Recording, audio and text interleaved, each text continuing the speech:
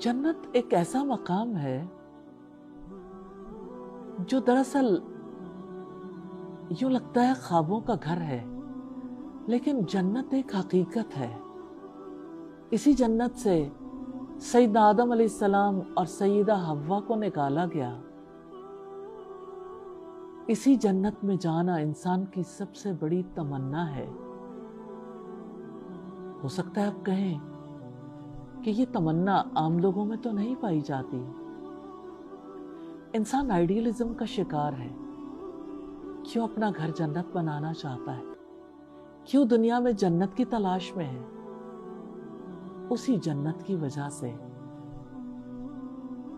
जन्नत कोई सस्ता सौदा नहीं है, लेकिन एक ऐसी दुआ, एक ऐसी रिवायत आपके सामने रखना चाहती हूं। साहबी रसूल सैयदना मुंजर कहते हैं, जो अफ्रीका में थे,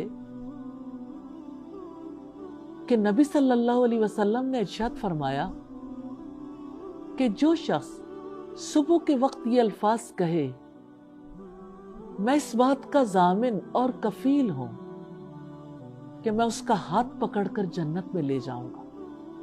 अल्लाहु अकबर। अल्फाज क्या है? बहुत तवज्जो तलब, बहुत आसान। रज़ीतु बिल्लाहि रब्बम व बिल इस्लामी दीनम व बि मुहम्मदिन नबिया। मैंने अल्लाह ताला को बतौर परवरदिगार, इस्लाम को बतौर दीन और मोहम्मद सल्लल्लाहु अलैहि वसल्लम को बतौर नबी बखुशी तस्लीम कर लिया। यूं तो हर शख्स कहता है कि मैं अल्लाह के रब होने पे राजी हूं, लेकिन ये दरअसल उसकी अच्छी और बुरी तकदीर पर राजी होना भी है। पता तो वहीं से चलता। राजी होना कितना मुश्किल है। इंसान चाहता है उस चीज पे राजी हो जिसमें उसका दिल चाहता है, लेकिन हालातों वाक़यात बिल्कुल ऑपोजिट चले जाते हैं।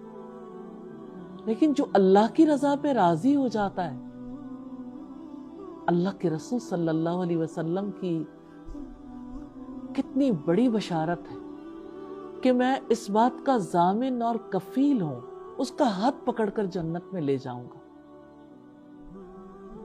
तो जो अल्लाह के रब होने पर, इस्लाम के दीन होने पर, मोहम्मद सल्लल्लाहु अलैहि वसल्लम के नबी होने पे राजी हो गया, कामयाब हो गया। उसने जन्नत का सौदा कर लिया। अपनी सुबह की दुआ में ये दुआ शामिल कर लीजिए।